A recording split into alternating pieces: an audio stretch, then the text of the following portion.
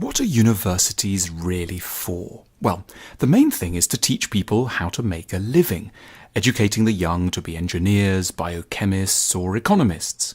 But there's another, stranger, bigger ambition lurking away there somewhere in the background, and it sometimes comes out during commencement addresses or at the lyrical moments of graduation ceremonies. And that's the idea that universities might teach us how to live. That is, that these might be places to go and study in order to work out what really matters, who we are, where our societies should be headed, and how we can be happier and more fulfilled. Not coincidentally, a great many universities were founded in the mid-19th century, at exactly the time when belief in religion was undergoing a severe, and in the eyes of many, alarming decline. At that time, a lot of questions were asked about where people were going to go and find meaning, consolation, wisdom, and a sense of community, all the things they'd once found in a church. And to certain educationalists, there was one answer above all others.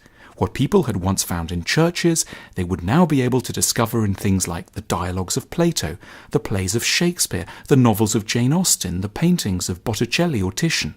In other words, in a secularizing age, culture would replace scripture. That's a beautiful, moving idea, and it's been responsible for the construction of so many universities, as well as museums, concert halls, and libraries. But there's a problem.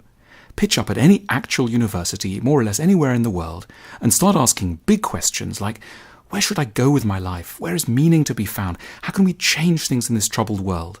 And the stunned teaching staff will either call for the police or an insane asylum. It's just not what you're allowed to ask.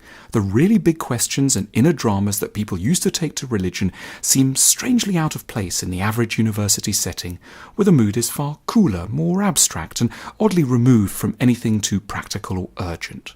Big questions that many students in the humanities have, like, how can I learn about relationships? What shall I do with my life? How can I reconcile my demand for money with my requirement for meaning? How does power work out there in the world?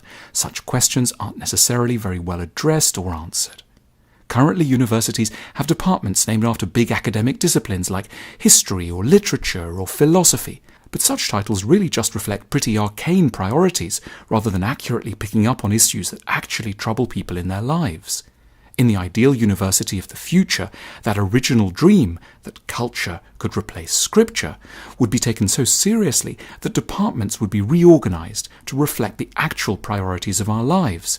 So, for example, there might be a department for relationships and another for death, a center for anxiety, and an academy for career self-knowledge.